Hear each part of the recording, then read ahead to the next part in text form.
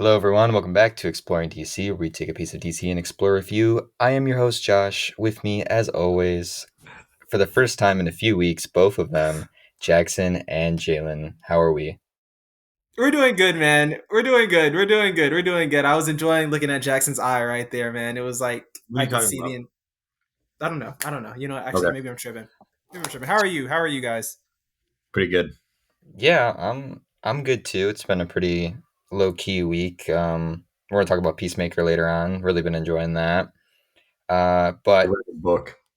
we did read a book. I have the same one. I have the same one. That's because it goes for $10 at your local Barnes and Noble. Yeah, side tangent there. Shout out these like They're compact so good, comics. and they This also look really good on a shelf stacked next to each other. Yeah, the art's cool. It's simple. Like when I read through this, I didn't feel like I was like it was compressed or I was missing Yeah, any of the experience of it. I think Marvel should be doing this. I think we should just be getting these like all the time for everything. Marvel's doing something similar. Are they? It's not as Okay. good as this. I don't think it's as cheap either. I need to pick up more. I saw you had like 5 of them. I have a couple. Yeah, I have this one and All-Star Superman, so just the ones that we've covered so far, but I will definitely be getting more. Anyway, guys, we are talking about the book and the movie Batman Hush. We're going to separate it in two sections. We're going to talk about the book first, and then we're going to talk about the movie because it's a little bit of a different beast there. But let's just dive right in. Synopsis here for this book. A mysterious new villain known only as Hush uses a gallery of villains to destroy Batman's crime fighting career as well as Bruce Wayne's personal life, which has been further complicated by a relationship with Selina Kyle. This book came out in October 2002 to September 2003. It was part of the ongoing mainline Batman Yep. comic run, number 608 to 619.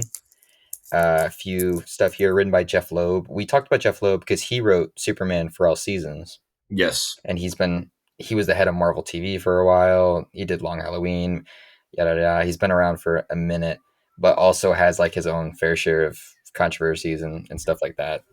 And then penciled here by Jim Lee, which we'll also talk about later in the news section when we talk about the new Superman movie.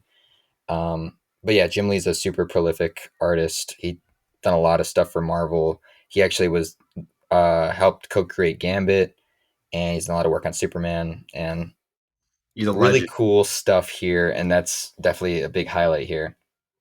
Let's start here with you guys. What is your prior history with this one going in? Jalen, I'll I, start with I you. knew very little. Yeah, Oh, sorry. You said start with Jalen. My fault. yeah, you're good. Yeah, no. I used to really heavily follow the channel Comic Storian. Mm-hmm. Back when I was younger, that used to be like my after school activity. Like I would come home and I would, listen, or on the bus or whatever, I would just listen to their full read throughs of certain comic storylines. And I discovered the Hush storyline, and I was Mm-hmm. like, man, this when I was younger. Now it was really cool, and then I pick it up as a physical. Hold on, I have this one right Oh, he's gonna here. want I to. have this Oh, he one. has a better Oh, he copy than is the mine. cool one. He Yeah, I has a have that one nicer right copy. there with this on the back and everything like that. So then I choose to pick up the physical, and it is an interesting story, man. I Yeah. mean, I was familiar with the character of Hush, through like Lego Batman more specifically.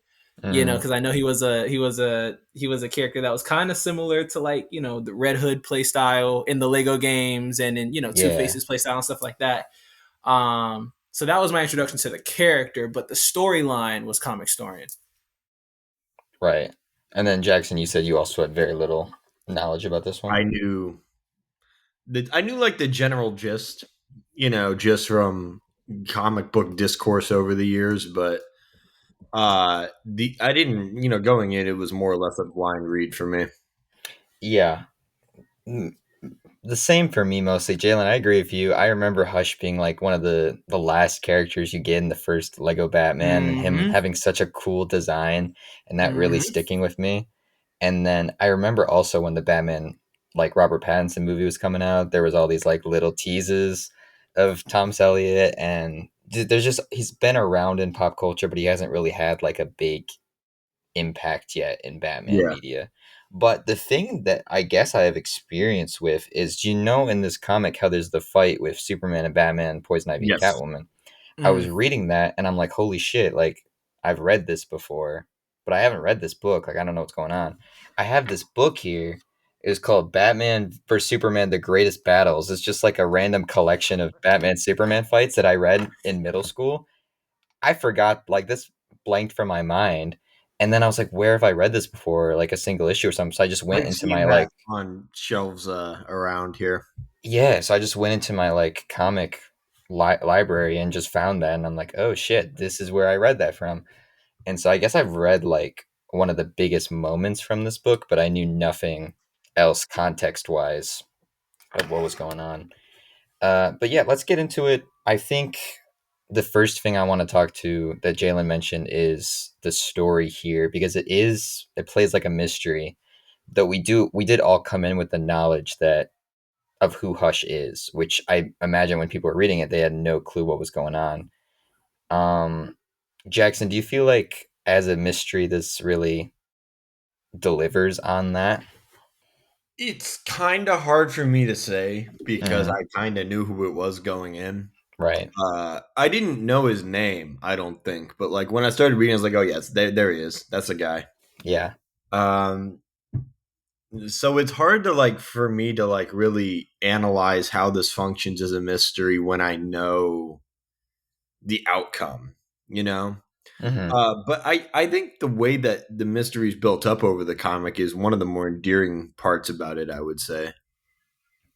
I agree. I think that I knew Thomas Elliot was Hush, but I didn't know how all these other villains were factoring into it, and slowly uncovering like what pieces were being moved and how things like actually cohesively work together was the fun part of it. Especially because I remember I've seen that Jason Todd panel before, Yeah. and I Mm. was like, this is before Under the Red Hood came out, so I was very confused as to what was happening with that. Right. But Jalen, how about you? How did you feel like this flowed for you? Yeah. Well, to first to kind of piggyback off of your thing about the panels and stuff, there are some really Yeah. iconic panels in this book. Like even the Bat family, like the iconic Bat family artwork where it's like, you know, Dick Grayson, Batman, Huntress, Superman is in there for Mm-hmm. some reason. You know, that is all from this story, you know what I mean? So it's like this is one of the most famous Batman story arcs are you know visual wise, like art Yeah, wise, it's you know, just because gorgeous. like this comic is a gorgeous comic, and you know that time period between 2000 and 2000, let's just say 2000 and like 2009, it was like beautiful artwork across the board for comics. And now we've kind of moved into a different period, you know, where it's more colorful and all that other stuff. But this, it was like that kind of cell shaded look almost was like really, really, really cool. But the story wise side of things, I mean, it kind of like Jackson said, like I knew going in that it was Tommy Elliott, but Mm-hmm. it I don't necessarily know if the mystery side of things work for me as well, just because there is so much going on and the story does get convoluted to a certain point to where it's like you don't attach yourself to Tom, even though like you know it's Tommy Elliott. It's still a point of like, okay, why do I care that is Tommy Elliott? He's just some random guy who we've never been introduced to coming into this story as Bruce's Until childhood now. friend. Yeah, until now, and it's like obviously it's him because everybody from these superheroes pasts always have a grudge against them for some unknown Yeah. reason, you know. I will say that the first act, I would say, of this story, like the whole Poison Ivy stuff, that was actually pretty interesting on this read through. It was just the whole Hush side of things that I was like, I don't know Yeah. if this is fully working for me, like Yeah. how the story intends it to. Well, that's the thing, right? It feels like do you know Mask of the Phantasm when they have the Mm-hmm. new Phantasm villain, but they also introduce this Bruce's girlfriend at the same time, and it's like, Mm-hmm. wow, who could this new villain be that we've never heard of, along with this love interest we've never heard of? You that story does it so well though. Like is like it that attaches movie's you gas. That to movie's Andrea. gas. Yeah, I But was say that movie is phenomenal. my point is they bring in Tommy Elliott here and they're like doing all these flashbacks and I'm like, well, I don't Yeah, know. I feel like if I was back in 2002, I feel like I could figure I this one agree. out. The one thing is that they It's a do throw a very lot of red herrings because they have the like Two-Face moment where he rips off Clayface. the no, not just regular Harvey Dent, where he Oh takes yeah, off the bandages, and so that throws you for a loop. And then Clayface as Jason Todd throws you for a loop. So they do a lot of clever things to throw you off the scent of it. And even I like how they do with the Riddler here, where I never really kind of suspected that was where it was all leading to. But it is pretty obvious that like yeah, Tommy Elliott's involved in some form. How do you guys like that character? Do you feel like his motivations make sense?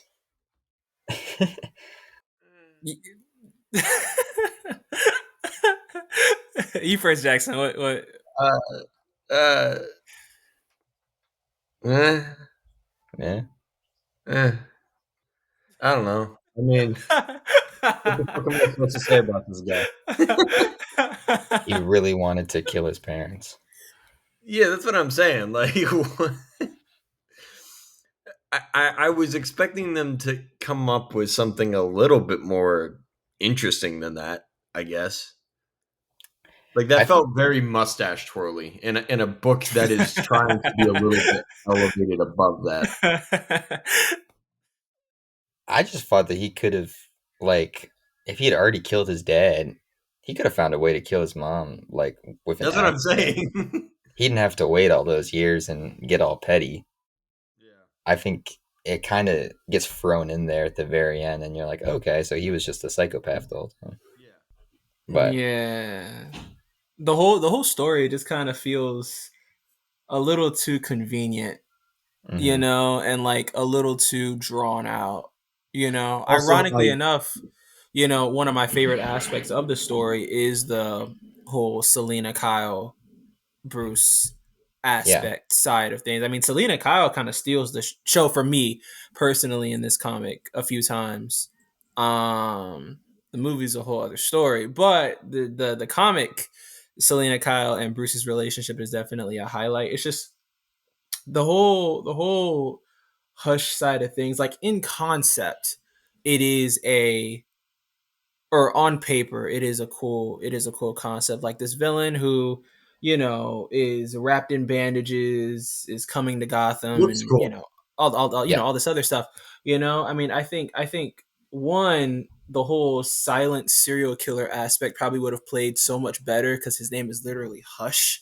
So instead of like Riddler style schemes, where it's like you're leaving hints at the crime Just scene. yapathons. Yeah. Yeah, yeah, just yep, like stay silent. I mean that Mhm. it's literally in the name. It sets you up perfectly for a silent serial killer who doesn't leave any sort of trace of anything. So like you're really making Batman have to work to find this whole thing out. And plus he's a doctor.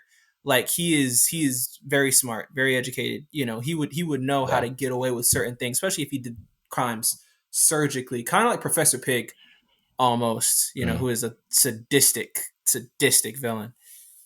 Honestly, he gets better too in supplemental stuff because they reveal that he's very obsessed with Bruce to the point where he like starts change Tommy Elliott or Oh, starts he's in changing other his. things.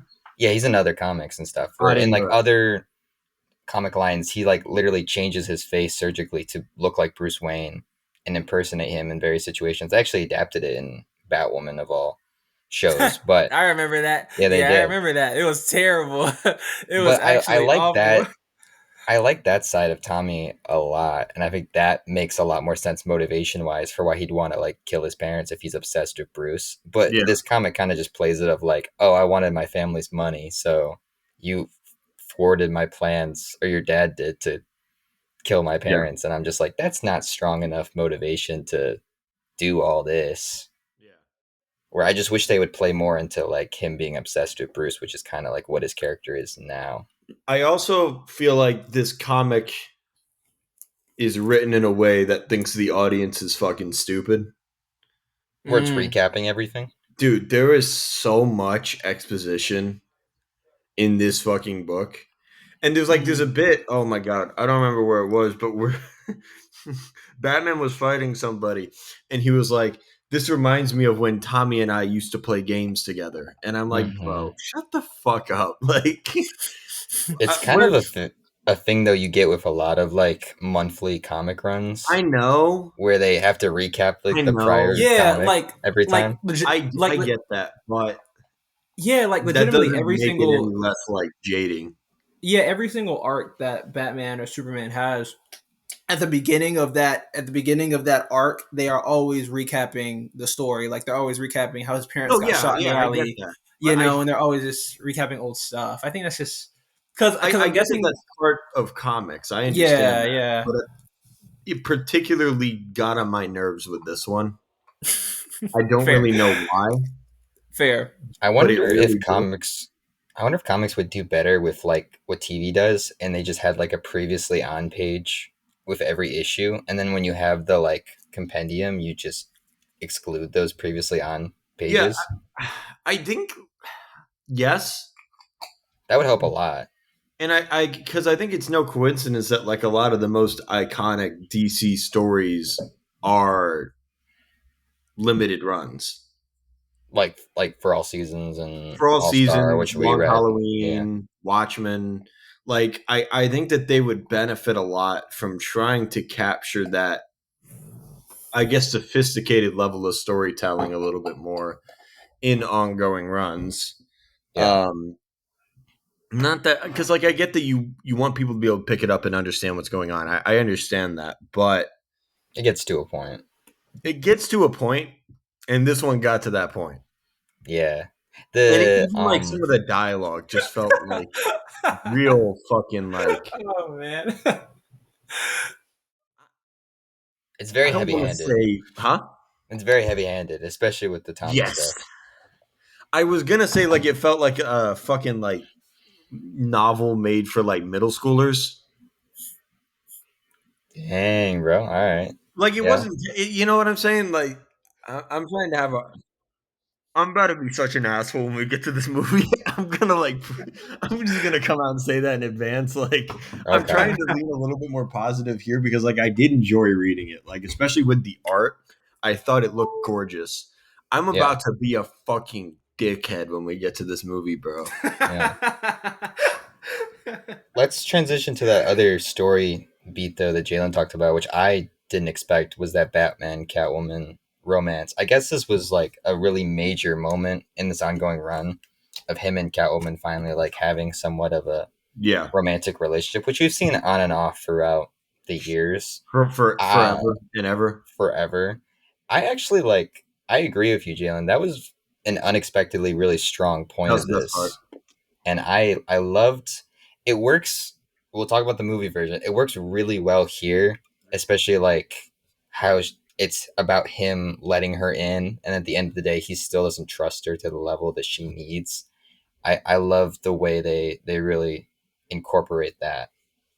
Yeah, because like to a certain extent, it's like the entire storyline. They're trying to meet each other halfway, and Yeah, they are both trying to abandon some of those darker aspects of their personality because they've kind of been on each other for so long, and yeah. because they are at this point now where they are further along in their superhero, supervillain, whatever, and anti-hero careers, and they're like, I mean, we've had like little hints, and we've obviously had feelings for each other for a really long time, right? So let's at least like try this, And then at the end of the day, it's like their ideals just can't, they can't coexist. And I think, mind you, I haven't read too many storylines where Batman and Cat. I mean, after this, I haven't read too many storylines where Batman and Catwoman continue to shine.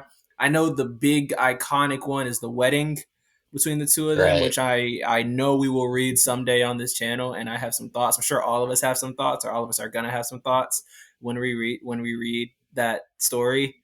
But I think out of the ones that I've read, this one kind of treats it in a way that does make it feel beautiful, and in a way that's like, man, like you kind of want them to be together, and you kind of want them to at least try to figure things out. But Batman will never stop being Batman, and at a certain to a certain extent, Catwoman will just not see the world the way that Batman does.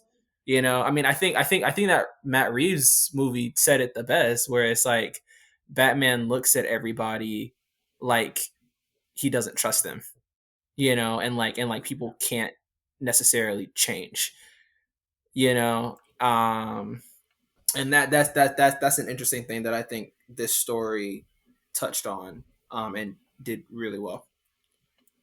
There's an insane level of tension and chemistry these two have that you just it's the most palpable here. And this has always been my favorite like Batman love interest, not that he has a ton, and it's just so apparent that it works really well.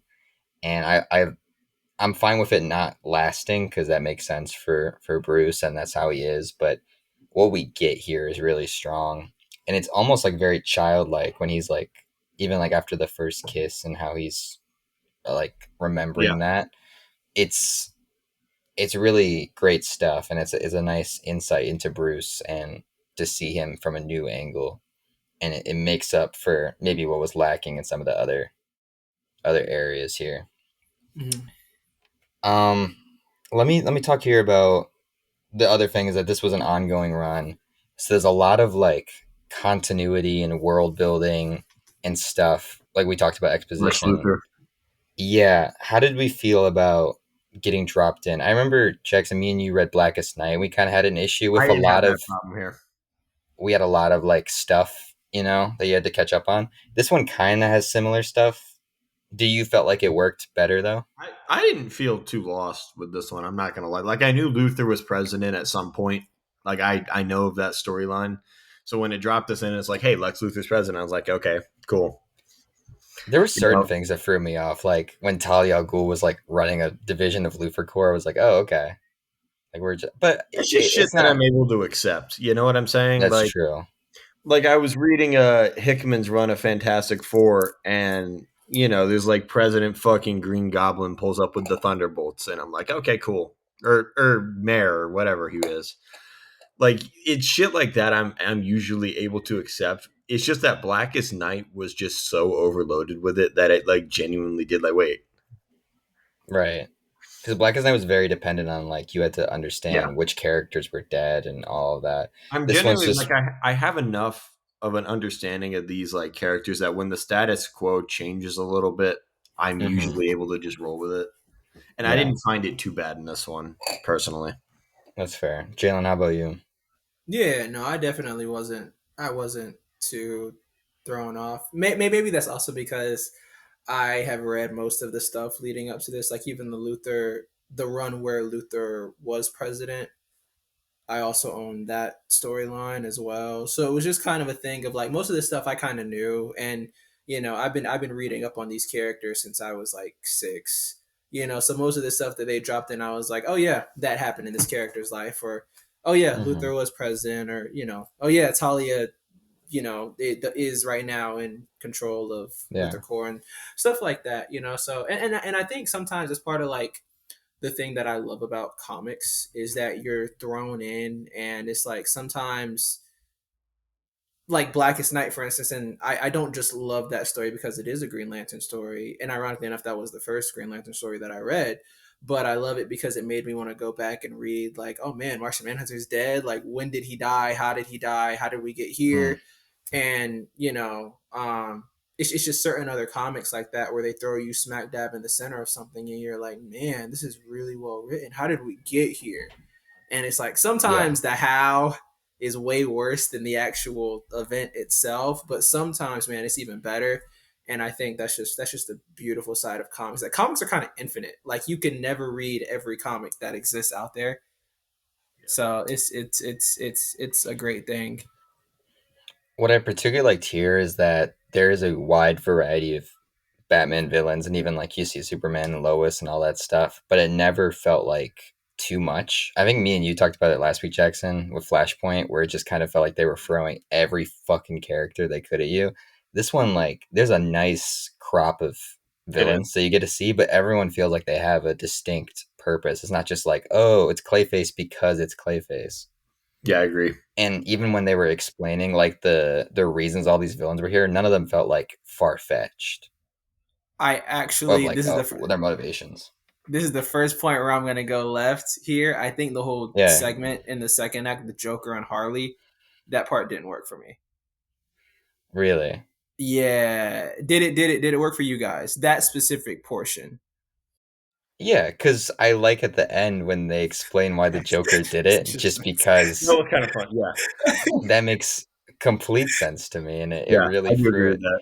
I loved the bit with Joker too because then you get a pull on what happened with Oracle and what happened with Red Hood, and really get this emotional Yeah, moment I for thought that tied Bruce in nicely. where it's bringing him to the edge, and you don't get that in the movie, which we'll talk about. But in the book, like with the panel of Gordon, the panel of Gordon holding the gun to him and being like I know what he did to my daughter, and even I didn't have you kill him then. Do not kill him now. Like That was tough. it's very strong stuff. So I loved what they did with Joker and Harley. Yeah, see that part works for me. Like that Mm, moment that Jim has with Batman.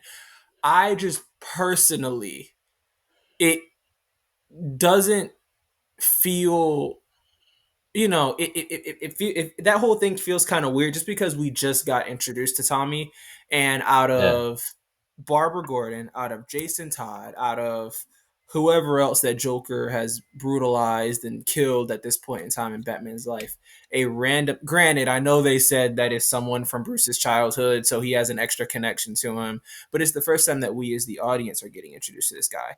Yeah. So I just don't know if I fully believe that he would go off the rails and brutalize this man to the point of killing him for Tommy and not for Jason and not for Barbara or Jim or anybody else like that. And I think Well, for Joker, yeah. Go ahead. What were you about mhm. to say? No, I was gonna say I think it's less about Tommy per se, It's as Mm-hmm. everything. it's more about also him getting Okay. wrapped up with Selena. And there's that moment where he's like, they have like a flash of him holding Selena's body, and he's that afraid of anything happening to her Mm-hmm. that seeing another person die at the Joker's hands that he grew up with his whole life set him over the edge.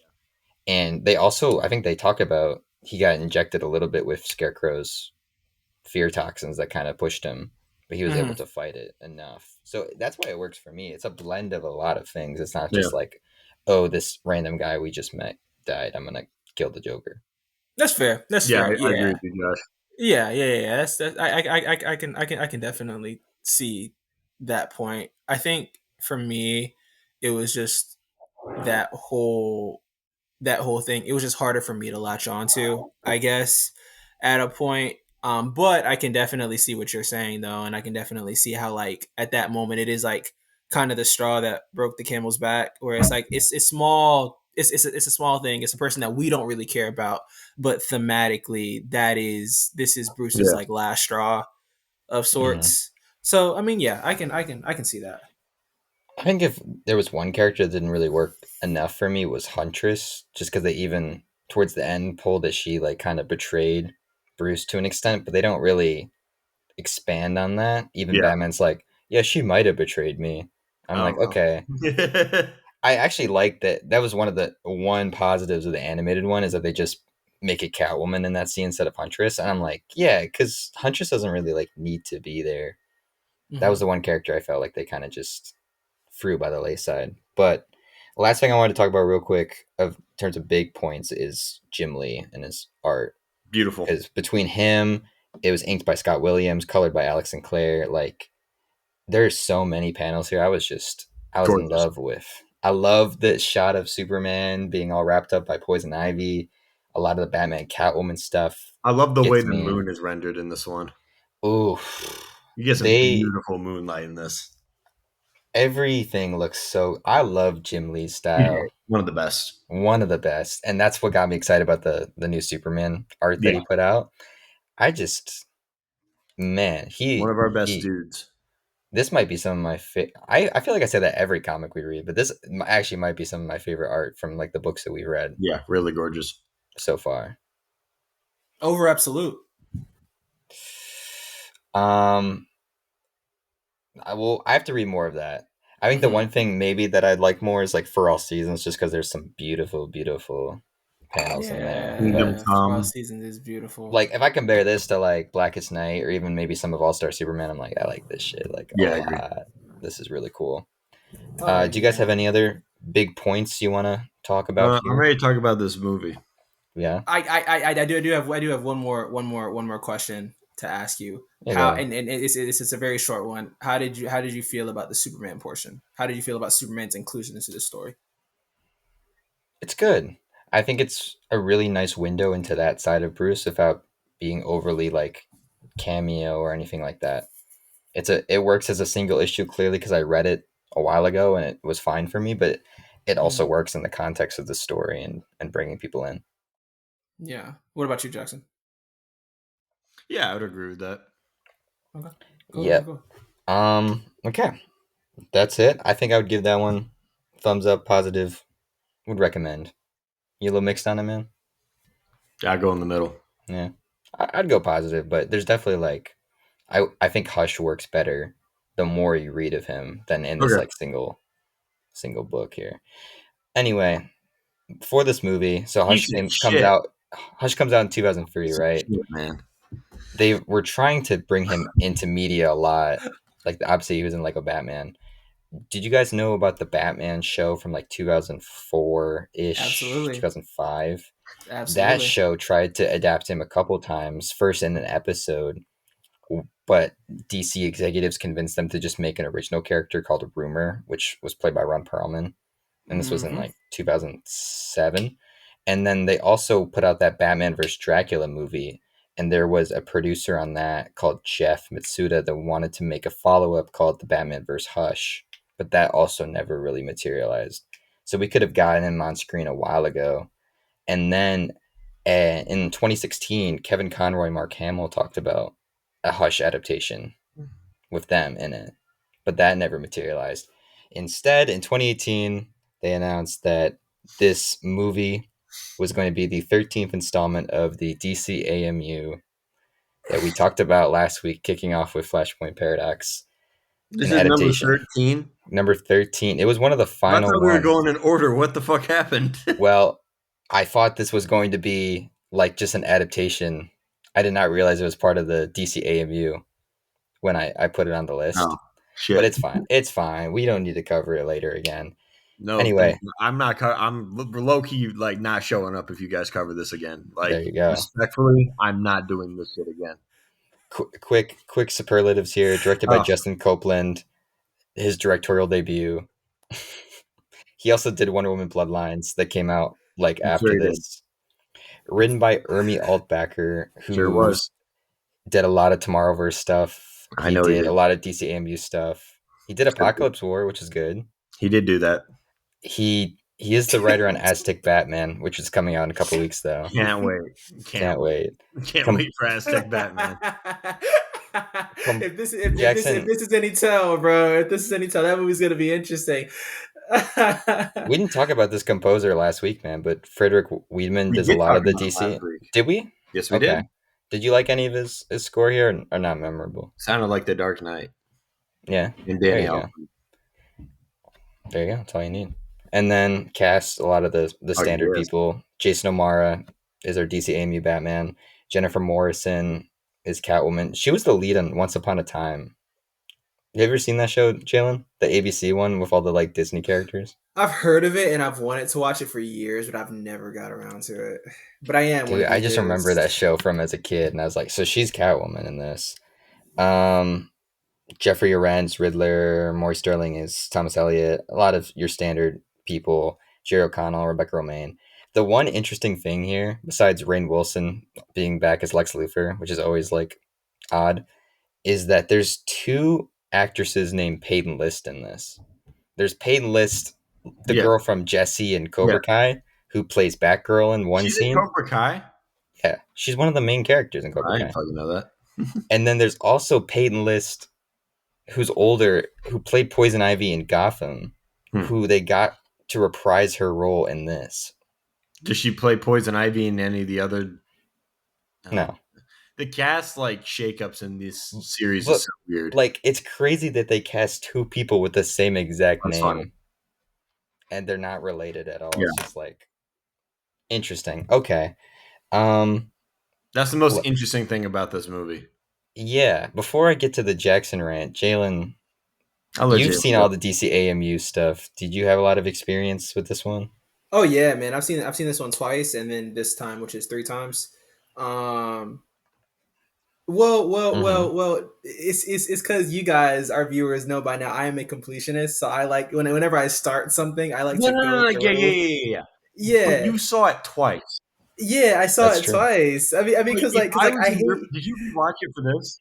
Yeah, I rewatched it for this. Now, why the fuck would you do that? Like, Because I wanted to be fresh, and then I rewatched it after I read the comic, and I didn't do that the other two times. So Uh, it was an interesting like experience. This junk was terrible. This junk is completely awful, and I am ready for Mr. Wells' rant that we're about to get, bro. listen, Because bro is winding up. So I'm gonna just dog, pass it off to Go him. ahead, I'm Jackson. I'm not yeah, even go like ahead. angry. But it's like after watching, it was one of those movies where like I was sitting on my bed and like every like 5 minutes I checked the runtime just to see how much longer I had left, and it felt like chipping away at a fucking brick with your bare hand. Like it felt like I was like Bro, like a solid like brick, and I just kept like trying to punch it to like whittle it down. Jackson. And my knuckles like they keep bleeding, and they they're broken now, but I keep doing it anyways, so the pain just gets worse. That's kind of how watching this movie made me feel. I what it was 88 minutes, Yeah, 88, is that right? Something like that. that is exactly how all of these movies feel. I don't know if you guys felt that with I know. Flashpoint. That is how I'm every aware. single one of these movies feel. So it's not going to I'm get better aware. if we go in No, order. I So know. go ahead, I know. continue. I know, Jalen. I fucking know. Trust me, I know. I've seen enough of these to know.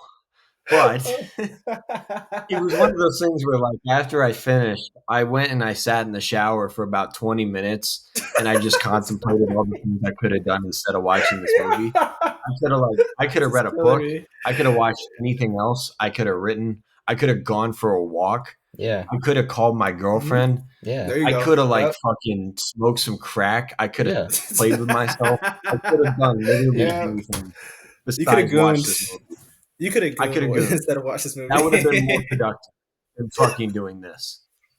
At least I I get a dopamine release. I didn't get any with this. I can't even argue with you, man. This shit Shit, sucked. it And pissed I me off too. genuinely, all right. I should have said this last week, but I'm gonna bring up this point now. These things are spiritually live action Disney remakes. Oh, Kind, that's a good but analogy. this one. Especially this one. Oh This god. is like the ultimate case of like trying to have your cake and eat it too. Narratively speaking, on top of that, it looks like shit. So like what the fuck is the point of watching this? Why would you spend like there are gonna be some viewers watching or listening to this, assuming anybody watches or listens to this, and they're gonna be thinking to themselves, wow, this sounds bad. I should go check it out. No, you shouldn't. This It's isn't like boring bad. Batman and Robin bad. This is Fantastic bad. It's boring as fuck. And it's one of those things where you're just gonna like want to fucking like play with your toes just to get any sort of entertainment out of this. Here's the thing, bro. First off, special fuck you to HBO Max for taking all these animated movies I off am saying because I I was rented even this. more pissed off because of that. I paid $4 to watch this today, and I just wish You're I had better than that. me. Yeah, why did you just watch Dude, it another type of way, Josh? I don't care. I like renting it, bro. You For like this, Anyway, spending money on dog for shit? this. I didn't know how bad it was gonna be. It's not my fault. Anyway, Oh man. I knew it was bad when Jalen said, "I have thoughts." I was like, "Oh, if Jalen hates it, then this is a piece of shit." Oh Like this is here's wow. here's the thing, Jackson. Remember how we talked about last week when I was like, I was annoyed by the Flashpoint. I was like, what's the purpose of it if it's just the same thing yes, and they're not yes, doing anything? This is like the opposite of yes. where they're slapping the name on it, but they're Changing so not much. getting any of the actual like material that you want from the No, they're Hush not. story, No, they're not. egregiously so. And Yeah, I knew I heard about the Riddler thing like a while I didn't ago, know and about people were that. pissed about that. Yeah, I knew about that. I was surprised by all the other things that I'm just like little things that added up. Why Yeah, did they swap and Bane for Killer Croc? and Or other way around, that sorry. is the issue with this film, and honestly with this whole universe, is that Hmm. specifically with this film, when they try to copy the comic book one for one, it's bad, it's lifeless, it feels soulless. But when they try to do their own thing, it feels pointless. So it's like this movie is pointless and soulless, which is what this entire universe is, in my personal opinion. Except for Apocalypse War, this is a soulless Why are we universe. watching all of these? That's Yeah, a I thought great you liked this, question. Jalen. No, no. Yeah, Okay, I thought this was your so idea. well, yeah, it is because I want you guys to experience these. I want you guys to experience these. I want you to experience these in order and truly see how lifeless and Why? soulless. Bro, on the first two times that I watched this movie, I fell I've asleep seen at the enough exact same soulless point. tape shit. I I fell asleep at the exact same point both times. This is the first time that I watched the movie all the way through without falling asleep. So, It's because I 80 was locked in. minutes. It is 80 minutes. What is wrong with you? Because like Jackson was saying that I it keeps don't it get like it. it makes you want to I punch the don't get wall it. and just scratch I don't get away, it. waiting, wanting to do other stuff. I I promise you, don't with get it. every single one of these movies, Why are we doing I this? have felt Why that the fucking Jesus Christ? You're a for fucking sociopath. for No, reactions I'm like sorry. that. That is This why is we're doing fucking it. For shit. reactions No, like no, no. that, This isn't a reaction to the movie. This is a reaction to you. You, the individual. You, Galen Singleton. This is why I swear on your soul every fucking day. Jesus Christ. No, dude, because like this is because I want you Yeah, I guys to thought we were experience. just doing that. I just wanted to help my buddy Jalen. He wanted to do these, so I was like, okay, Oh, No, you can well, watch because these. I want you guys to He has to malicious experience this intent with with this. me. Malicious intent. But That's like, malicious. He wants to see me suffer. This no, piece of shit. no, man. Look at how enjoyable this experience was, man. I mean, you know, yeah, that face. It's rage bait. This whole series is gonna be pure rage bait for Jackson Wells, and every But the single one of thing, these movies. no. But rage bait implies like you have to not admit it for it to be rage bait. You just Mm, played your card on the second fucking movie, Jalen. yeah. You're cooked. You played your card on the second fucking movie. By the time we get to like the Because like 13th low-key, one in man, this, I'm Jalen's not just gonna gonna be lie to you. embarrassed, bro. Dog, I'm not even gonna lie to you. Like if you had like kept up a bit, you could have rage baited me for all fucking 20 of these. But you decided to play Dog, your card in the second movie. dog, You're That's true. dog. I was legitimately gonna try to be like, yo, Jackson, Flashpoint, or Jackson and Josh, Flashpoint Paradox is an amazing movie, you know, but I had to miss last week, and legitimately, this movie, I can't do it. These movies are Wait, not great. you These don't like movies are Flashpoint not great. Paradox? No, I don't. Yo, How far That's these did you? true, movies are Dante. genuinely. Yeah, These Josh, are that's what I'm saying. genuinely This bad. pisses me off. Like, It's I sat through that Hold the fucking fuck movie. up! I had Hold the fuck already up, seen it. Jalen. Already And seen that fucking movie. Jalen. Last week in Look, earnest, we talked about that movie and gave it a solid review. Like we We fully tried, evaluated that thing. and I didn't And even we, like exactly. it. But look, you guys, that was a really great review. I watched it. I listened to it.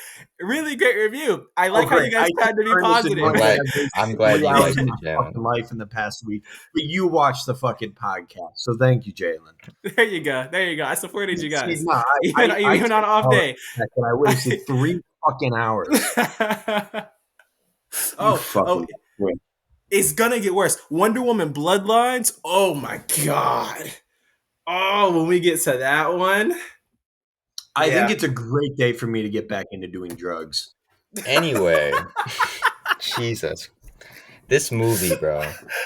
The biggest problem is that it's trying to be part of That this it exists. shitty. No, that is trying to be part of this shitty DCAMU. So they Yeah. can't do any like how they changed Bane or Killer Croc to Bane. That's because they used Killer Croc in a previous movie, and they're like, that doesn't make sense for him to be in this part, so it's going to be Bane now. And Bane has like this really bad voice. He's like, oh, I All want the my voices, a lot money. of the voices are just weird in this one. It is so And strange. also, Okay, this so, is the so, most sexless movie I've ever seen. Yeah. And they fuck like there's a sex scene, but it's still like the most sexless movie I've ever seen. yo, I've seen the children's animated movies with more genuine sexual tension than this fucking thing.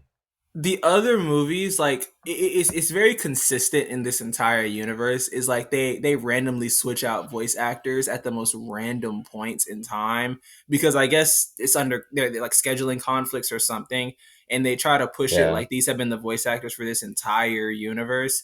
But another thing too, this is the fourth Batman movie in this entire line of of All they of did was Batman universe. movies in this Yeah, yeah, practically. But shit. the thing is that the first three was kind of like a trilogy, and this is kind of Yeah. like that weird, awkward story that they've been trying to make for years. That they were just like, oh, we have this current universe going on. Let's just throw it in. It makes sense. Whatever. Uh-huh. It is genuinely terrible, dude. The only semi okay movies in this universe are the Teen Titans ones, and that's it. I've I seen. knew I knew we were cooked when Tommy Elliott shows up in the first scene and there's no like tension or like setup or anything. It's just like he's a guy, and Bro, the fact that he's like irrelevant to this whole fucking story. It's crazy. Can we talk about Peacemaker now? wait. The whole motivation of Riddler in this story is that he doesn't want to be a C-list villain. So he's like, let me Right. rebrand myself, all because the Lazarus Pit showed me who Batman was. How stupid. How dumb is That's not is how the fucking Lazarus Pit works. That's a meme. Jackson's face is a meme.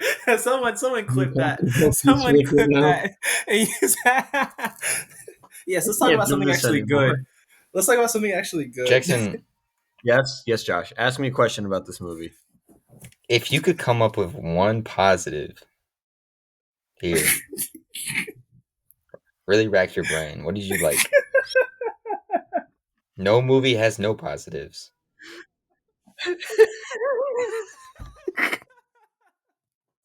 It was only 88 minutes. It felt like 3 hours, but it Yeah. was under 90. Are you I asking love for like a tangible positive with the movie?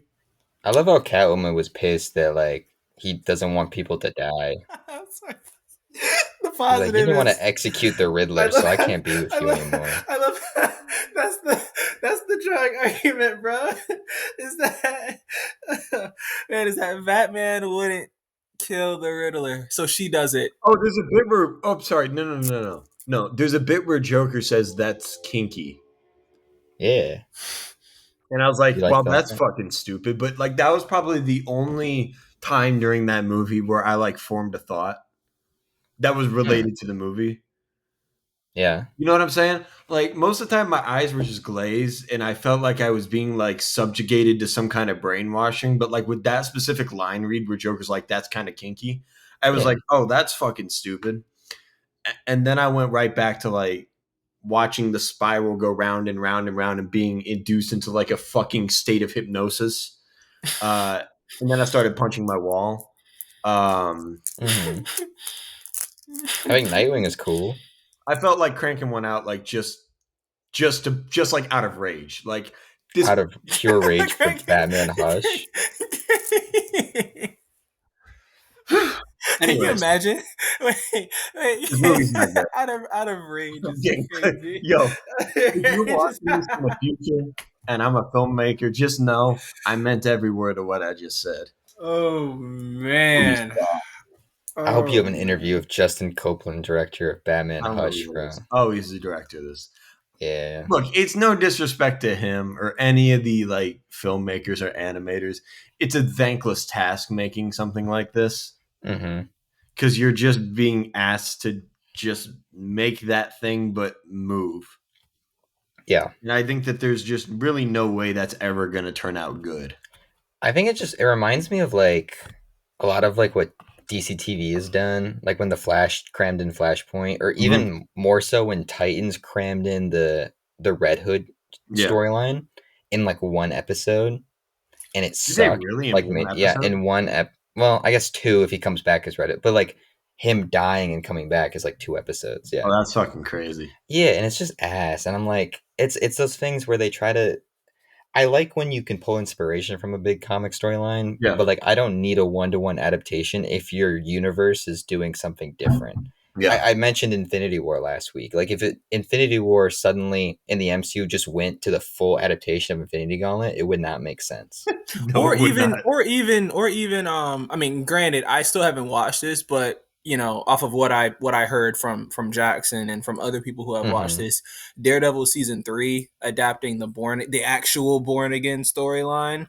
You still haven't seen season 3 of Daredevil? No, I haven't. I You've haven't. seen this movie 3 times. What the fuck is wrong with you? What the actual Jalen? You've Wait, seen Born Again, hey, the show. What the fuck is yeah, like? What are you waiting I for? got. That is the best thing Marvel has ever put out alongside the first season of Daredevil. What the fuck are you waiting on? Okay, He has to look, watch the DCAMU for the Yeah, you're gonna fourth watch time other now shit for I with instead. us. gotta watch. He doesn't have Wait, time anymore. Don't though. You I'm don't though. That I'm you gotta say you going. you have to watch Defenders. No, the fuck you don't. No, the No, fuck no, you no, no, don't. no, Because no, I've no, no, seen no. it. I'm actually locking in. I'm saying it on this I podcast. don't I'm believe announcing you. it. You said this last year. I'm You were locking saying the in. same shit this time last year. I'm locking in I remember. I was there. before season 2 comes out. I'm locking in, and I am going through everything from start to finish. I You've seen promise you. What If I season promise you. 3 twice. You've seen What If season 3 twice. Wait, I promise you. I promise you. I am locking in. I And I'm saying you promise said you. this shit this time I last year. You promise were you. saying the same thing. On I on don't believe you. on on On what? You on swear in your own soul, you're already damned. no, no, no, Like no, your no, no, no, soul's no. damned. You're nobody On with the soul. on Jackson Wells. On Jackson Wells. Don't that's a And dangerous game you're playing, on Jalen. Jackson Wells. I am Dangerous going game through. you're playing, I man. am going through. I am going through. On Jackson Wells and Drop on one for Sipo. both, Green. On Right now, we're Sipo. arguing I about am going Daredevil, bro. through. I am This going through. podcast used to mean something, man. Anyway, This is our 30th episode. happy 30. Let's give it Happy all a happy big 30. thumbs down and move the fuck on from Thank What this. do you, fuck, dude. what do you guys talk Wait, about? no, I hold on. Let me give it 2 thumbs down. I had one final thing though. Oh, great. Just not that they just announced it a couple months ago, and I think they put out 1 or 2 issues. They're doing a Hush 2 storyline, and they're bringing back both Jeff Loeb and Jim Lee. I was curious. I don't know much about what the story is so far. Is there anything that you guys would like? What would you do, I guess, as a follow up if you had Well, any ideas I for would make a another sequel? movie. Not to the movie, to the comic. No, I'm saying I would adapt the second comic and make it a movie. Okay, there you go. Yeah. Jalen, how about you, I, man? I actually don't necessarily know where Hush goes in the wider DC universe after this, so I don't know what Mm-hmm. point he's at currently. So I mean, it's kind of hard, but I mean, I would like to see. And that's the thing, man. I don't really know if this story needs a second one. I'm gonna be completely. I'm gonna keep it a buck. Oh, I agree. I Yeah, think so. it's one of those stories that's just good as it is, like a good enough mystery as it is, and the big mystery of the big point of reference for the story is who is Hush. You can't do that with the second one Yeah. unless a new person takes up the mantle, another person who we have no recollection of, who we don't care about, and he has to figure it out again of who Yeah. is Hush, or they could just do like the movie and make it Riddler, all because he wanted to There you go. change, and become an A-list villain. Yeah.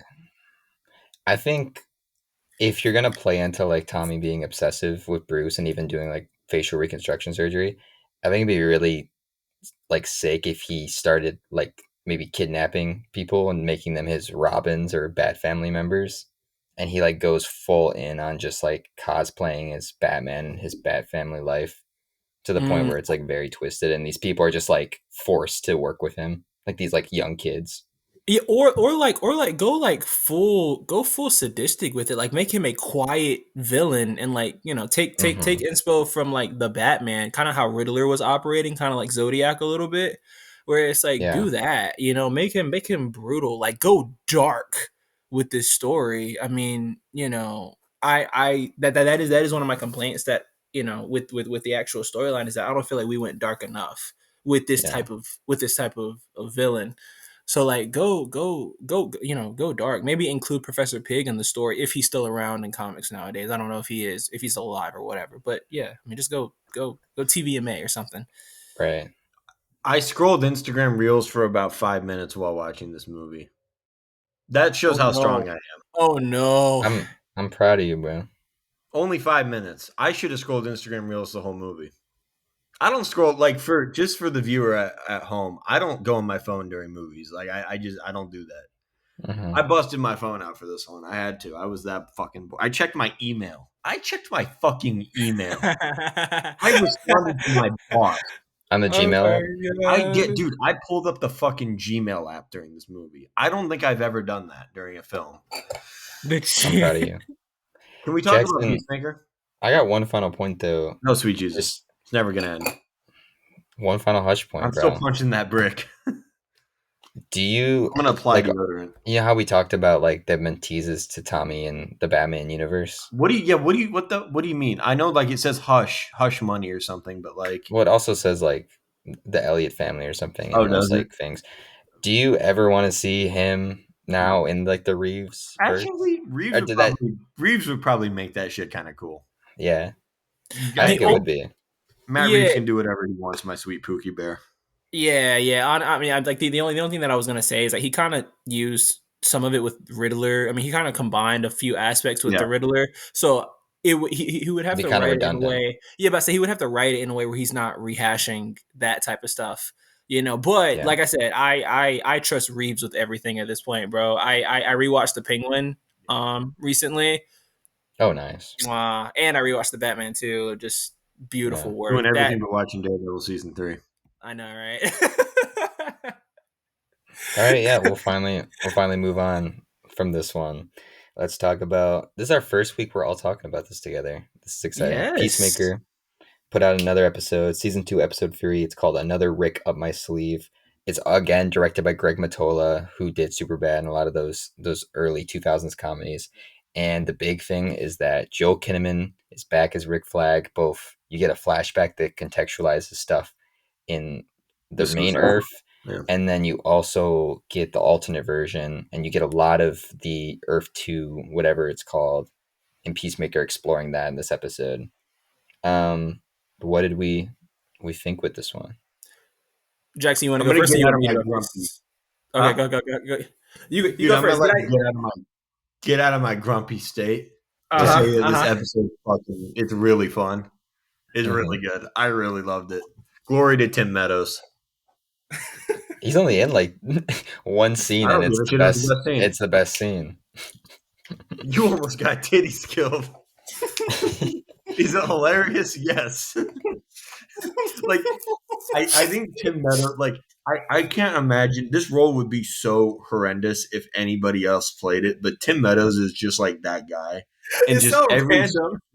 It's so every random. single fucking line read he has is gold. Dude, That- the next episode has his character name in it in the title. Does it really? Yeah, and I am just fucking I'm so stoked. excited. It's going to be.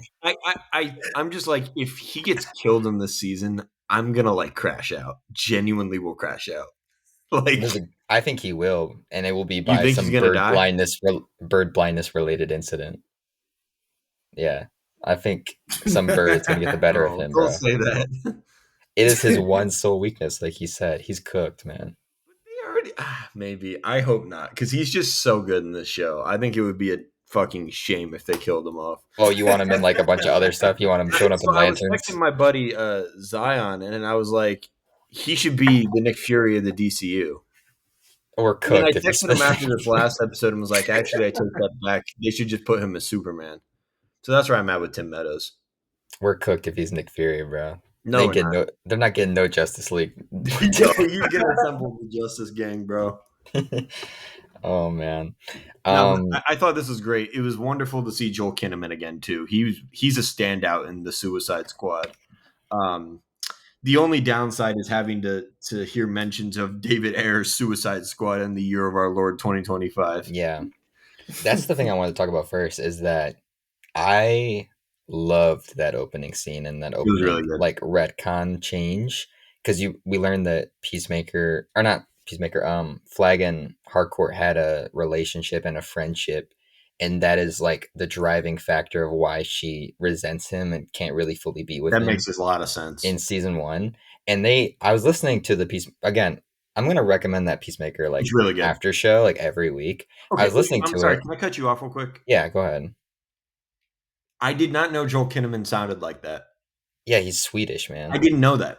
I didn't know that either. It was It very took me so off surprising. guard when he started talking. I was like, "Wait, is he fucking Swedish?" Like, because it's also just like a faint accent. It's not like It's so interesting. it's yeah. And it took. I just didn't expect him to sound like that. Yeah. Sorry, continue. But I liked that James and Jennifer said that they knew about this like dynamic at the beginning of season one of Peacemaker, and I was like, that really helps contextualize everything. So loved that. And like you said, Jackson, they do mention like Enchantress, but it's less of like Suicide Squad is canon and Yeah, more of like he still has a relationship with June Moon, and it's a fun little like nod. But I know there's gonna be some like new rock stars people or something that's gonna be like, fucking David Ayer's Suicide Squad's canon now. Like that is literally impossible yeah. with how the universe is set up and everything. But yeah, maybe they'll bring back Cara Delevingne and she can do her little sway dance again Or not. that she does in that movie. Yeah, Um, she still has one of the coldest transformations in any superhero mm, movie that I've seen. I was stand. That is the only thing that I like from that mm, movie. That transformation where like the hand comes up and then flips. It Yeah, goes so hard. that's a singular cool shot. Yeah. Exactly, exactly. It goes so hard. That is the only moment in that film that goes hard. But yeah, That's the type of no, clip that gets posted on Instagram Reels the with the caption like, "Yo, this is low key underrated." I think Slipknot nah. was hard, bro. I saw that. I saw. Slipknot, the man who can climb anything. Yeah. Um, I was gonna say though, I loved how Joel got to play with comedy in this on this alternate Earth. It's Not Nazi flag. really Nazi really flag fun. was really like the And comedic beats with him are great. well, even like he got to be comedic in the Suicide Squad, but this is like a It's whole nother bumbling. level of like bumbling oaf. And Joe Kimman always plays the straight action man Yeah, in movies, and so yeah, when he's like knocking over the trash can and shit, I'm just like, this because is even in the Suicide Squad, he's kind of the straight man, right? yeah, he's just a little like more let loose Yeah. and stuff. But I don't even necessarily need to see a lot more of him. Like we No, never but I saw him want to. again, it'd be fine. But would love to see maybe like one or two more bits of this alternate Rick. But we don't need to see like our version of Rick Flag again. I don't think. So you don't want to see like a flashback story or anything that No, follows no, I don't just think we Rick need. I'm Flag. sure. Okay. Although No, I do imagine we'll probably get a flashback with Kinnaman and what the fuck's his name? Frank Grillo. Frank Grillo. Yeah, Frank Grillo. I imagine we'll get a flashback with those two at some Yeah, now that they've brought him back, they might as well just to show what that dynamic was like. because this is the first episode without Grillo too. That's true. I hope he's back in the next one because I really like him as well. Yeah, let's talk about the alternate Earth stuff, Jackson. Why don't you tell me what And everyone's been talking about I'm here? also gonna before I get to that, it is interesting that there's been really no ties to Creature Commandos so far. That's just something I noticed. Maybe there will be, but I don't like really know what you would tie in though, besides Rick Flag being there. yeah, no, I'm not.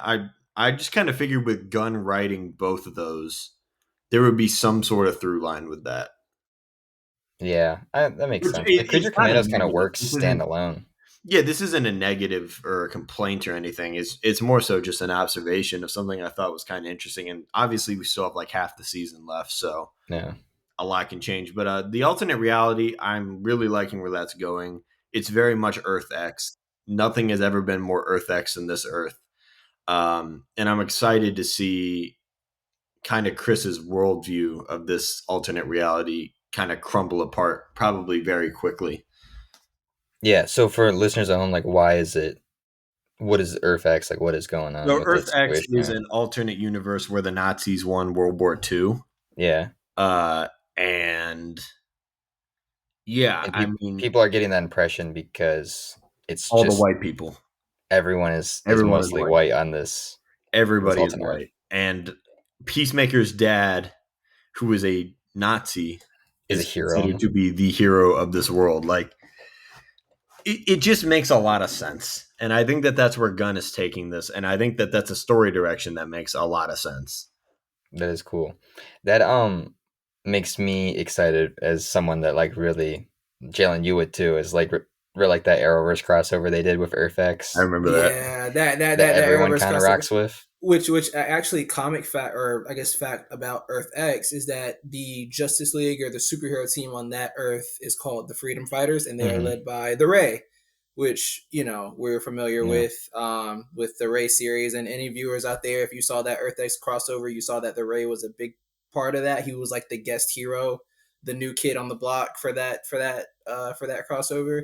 yeah. So it's interesting to see where this storyline will go. And I wonder, and I mean, I don't know what James Gunn's big grand story idea is, but I wonder if it will be something that is similar to Crisis on Infinite Earths, where all these dimensions coalesce, and maybe there's like a crossover with Earth X or something like that.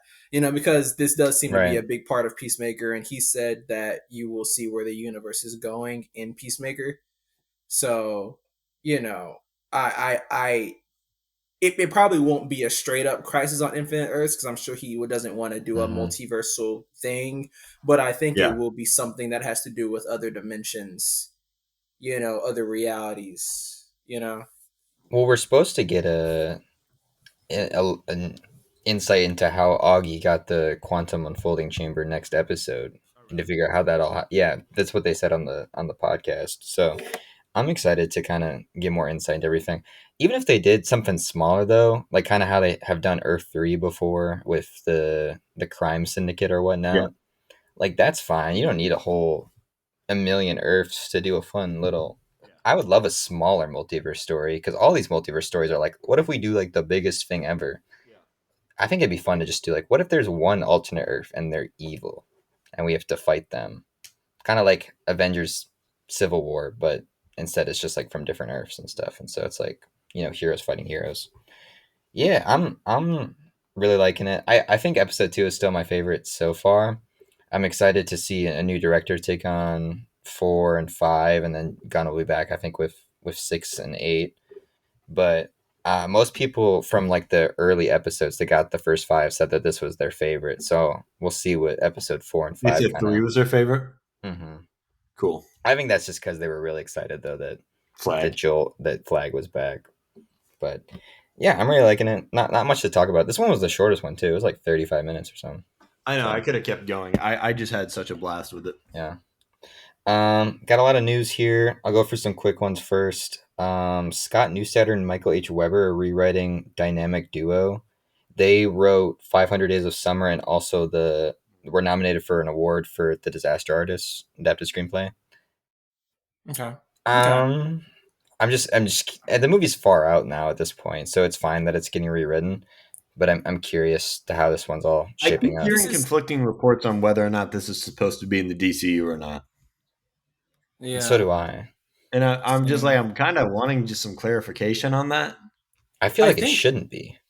Yeah, I think this is the first project that has officially been announced that they brought in a new person to rewrite the script for, which is interesting. Which because it is Hmm. a far way out. I mean, from what I know, Yeah, they didn't bring animation's any. a different process. Yeah, they didn't bring anybody on for Supergirl or Clayface or Green Lantern or Lanterns or anything like that. But like Yeah. Jackson said, animation is a completely different process. So it is interesting. That this is the direction they're going in. But I mean, I would prefer it to not be in the DCU, just because I you know something about the whole two Robins at the same time and Jason and Exactly. Dick going on two converging paths at the same time. I think apart, it does work well as an Elseworld story, but in the main timeline, I'm just more traditional. Like I like, one Robin at a time. Hmm. Jason follows Dick, Tim follows Jason, Stephanie Brown follows Tim, Damian follows everybody else. You know what I mean? So Yeah. yeah. I want to see if they're gonna bring Jason into a mainline thing. I want to see proper Red Hood Yeah. storyline done well for the first time ever. And so I want to see their alternate version of this with Dick and Jason growing up. That sounds really cool to me. But yeah, especially with the animation style Yeah, too. I'm hearing it's crazy.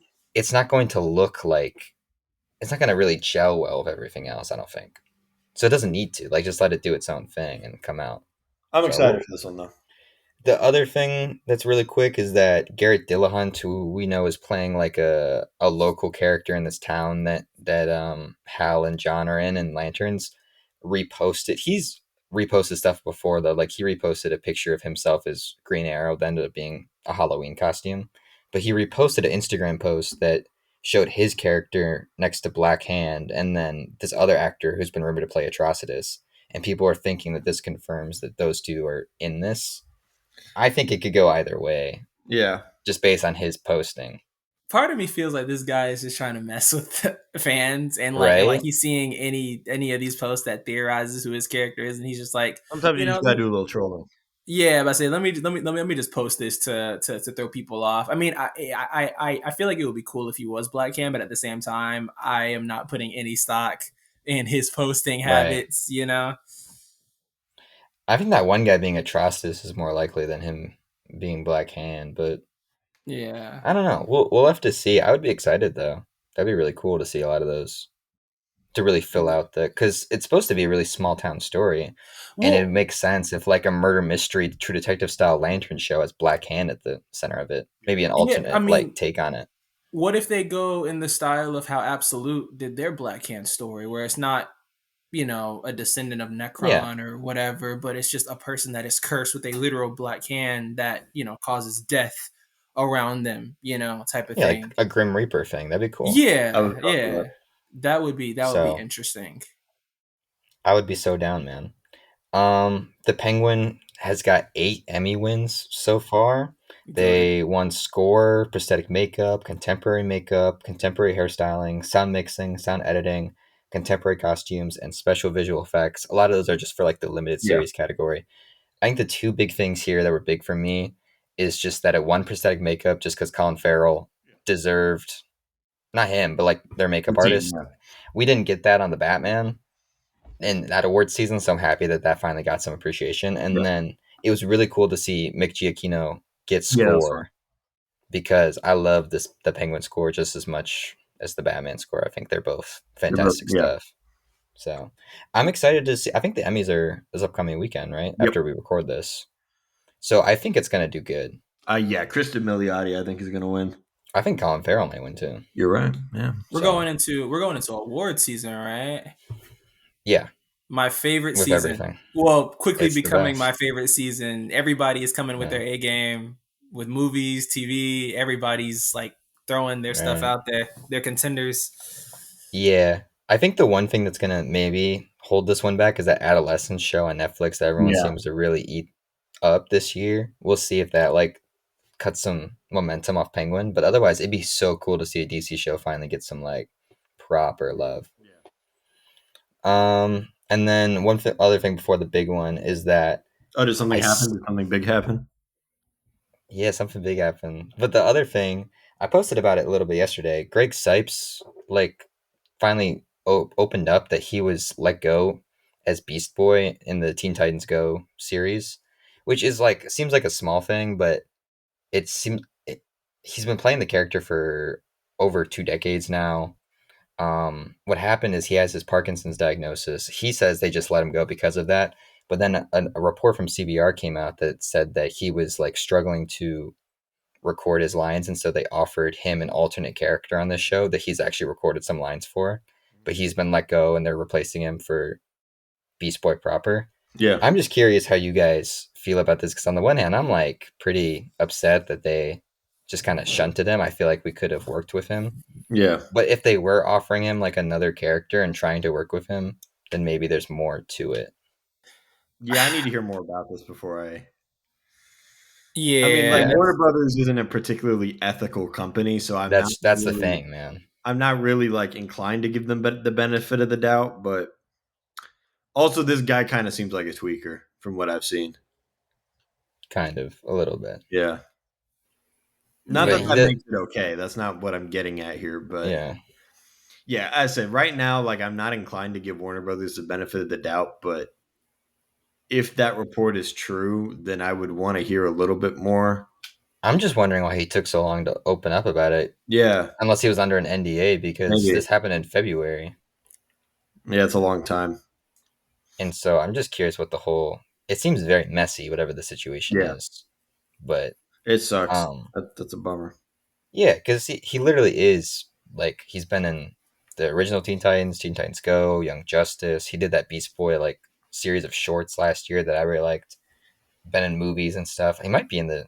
I don't know if he's in the DCAMU, Jalen, but I thought Beast Beast Boy was Boy, in it. Beast Boy is. I don't know if he's played by Greg Sipes, but Greg Sipes though. I don't think he Yeah, is. I do wonder if he plays the older version of Beast Boy from Young Justice from he like does. season Yeah, 4. Yeah, yeah, yeah. So, but I don't know if hmm he plays them in the DCAMU or the DCAMU. yeah. But he's been doing it for so long that it just whatever it is, it's sad to see him like Yeah. go out like this. Like this is very Yeah. upsetting. So I'm curious how it's gonna go. Last thing, James Gunn The finally announced it, guys. the Man of big one. Tomorrow, The big July Excited. one. 9th, 2027. What happened was him, Corin Sweat, and Nicholas Holt all posted 3 different arts pictures by Jim Lee. I forget the other 2 artists, but I could pull it up real quick. But anyway, 3 different images of both Superman and Lex in his like green and purple war suit, which there was toys of Lex in the war suit from the first movie that were out there, but it never actually showed up in the movie. But now we're gonna see it proper. Um, there's probably a lot to talk about here, but I think the big thing here is that Superman and Lex seem to be teaming up in some capacity. Well, I actually have an interesting thought about this. James Gunn keeps reiterating that this isn't a Superman 2. I Right. actually think that Lex Luthor is going to be the lead Yeah, of this one. 100%. There was a comic run where he was literally called the Man of Tomorrow. When he was running for Oh, president and stuff like that. So I I I mean, obviously, I think that Corin will still have a really big part of this, just kind of like how Nicholas Holt did in Superman. But I think that this is a Lex Luthor led film, Well, I think not it's a an Superman. ensemble from what we're hearing. Yeah, yeah, yeah, yeah, yeah. But like Lex Luthor is at like the Yeah. forefront of that, you know. Which the other people that are allegedly filling out this ensemble is kind of interesting too. Who's filling right. it out? Why don't you I haven't The, really the seen. the rumor is that it's Lobo, Supergirl, Lex, Superman, and Peacemaker. Oh wow. Oh wow. Oh, interesting. Okay. I did hear Hot Girl as well. Uh, Well, that's she'll be. because she reposted. But I look. Can we do it? Like, let's just cut to the chase. This is fucking Brainiac. Like, it's going to be Brainiac. Do we all Well, we agree saw on the that? storyboards for Yeah, I would say we all something agree with this is going to be Brainiac, Brainiac. Yeah. Yeah, unless yeah. something goes wrong. Yeah, Okay, so the Justice Gang are going to be the people that Brainiac takes over. Yeah, I mean, you like think so? that's a pretty obvious story beat to hit. Oh, so you think Okay. they're just gonna do what the Suicide Squad movie did or Yes. game did? Yeah.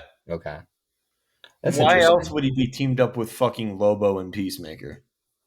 Oh, just because Like, Brainiac didn't want to take why over the those fuck guys. else? Like, Yeah. Yeah, which I don't know, I Yeah. man. think Lex being the lead in a movie with Brainiac is really fucking cool. So I'm here for it. Like, this sounds neat.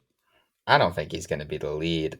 I think he is. I really do. Like, I think Yeah. he will be an Really? ensemble, but I think he will be the closest Yeah. you have to a central Es- character. Yeah, I mean, like, especially because like James Gunn keeps saying this is not a Superman sequel, and if it was like a Superman Lex Luthor team up, then sure, right? But the movie is specifically called Man of Tomorrow. You know what I mean? Which I think will And probably have like a triple meaning. It'll probably apply to yeah, Clark, it'll probably apply to Lex and Brainiac to an extent. So Mm. yeah, more than likely. But I do think that Lex Luthor is the point of like I said, I do believe that, like I said, Lex, I mean not Lex, Superman, Lois, Peacemaker, Lobo, Supergirl, all those characters will have really big parts. But I think that at the forefront, like number one, the person who will get the most character development in the film is gonna be Lex. Do you think Lex Luthor is really like really think put yourself in the general public? Is Lex Luthor like a marketable enough character I think if you have to Superman, put on the Supergirl, forefront of a poster? Lobo, all well, but like every single piece of art that was posted was Superman and Was Lex. so you think it's just gonna be the two of them? Yeah. Interesting. I Also, don't know, one man. A, 1A, 1A, 1A is very viral. So Yeah, I'm about to say, like, yeah, people really fuck with Nicholas Holt. Like, I think you Oh, can I do still. too. He's the best. I Yeah, love him. I think you can top bill him in a movie and it'll do fine. I'm oh yeah, not. for sure. He is leading man. Yeah, like he's Yeah. there. That's cool. I just didn't pick up on that at all. I just thought this was just to announce that they're doing like a buddy cop thing with these two, which I'm completely down with, Yeah, no, but whatever that that's my situation is. comprehensive theory on where this is going. Yeah.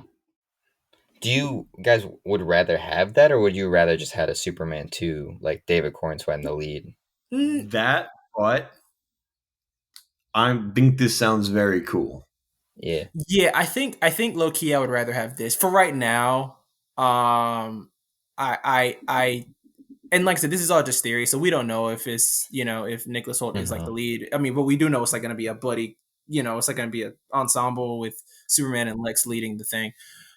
But I think it it is I think cooler to focus on Lex Luthor for a story, rather than just do a Yeah. straight out Superman 2, which I'm sure we'll get to eventually. Like in 2029, there will probably be another one where they will officially title it Superman something or Superman 2 or whatever, right? But for this specific story, I think it works, and then we will potentially have this movie, Batman 2. Well, we know we'll have Batman 2, this movie, and maybe Wonder Woman all coming out same year, Hmm. potentially. Feed I was families. thinking about this too. I think this is like the first DC live action, like actual major movie that has the same name as like an animated one, because it has Mhm. the same name as that Tomorrowverse movie. I don't think they've ever really done that before.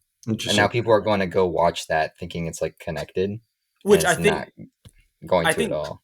yeah, I think the title will change. If I'm being completely honest, I I definitely think the agree. title will I don't think change. it's a super marketable title, Yeah, Yeah, but no, then again, I agree Man with of you there. Steel did good, so maybe it'll be fine. Well, Yeah, yeah, once the marketing department gets a hold of this movie, they'll change it for sure. yeah, but then what do you I call it don't if it's fucking not know. Superman? Exactly, right? I don't Brainiac for that's or that's Brainiac gonna be destroys the Justice League, some shit. I don't know. Brainiac kills the Justice League, the Yeah, Justice Gang. Yeah. but it's exciting. This is coming out the same year as Batman Part Two. Not even that they're going to be connected, just to have a Batman Superman movie out in the same year. I don't think that's ever Yeah, happened it's before. fun. Yeah. I'm happy that we are kind of like trudging along with this whole universe, man. Like it feels like a lot. Motion. Yeah, but I say He's putting his 5 year contract to work, man. He's going at it.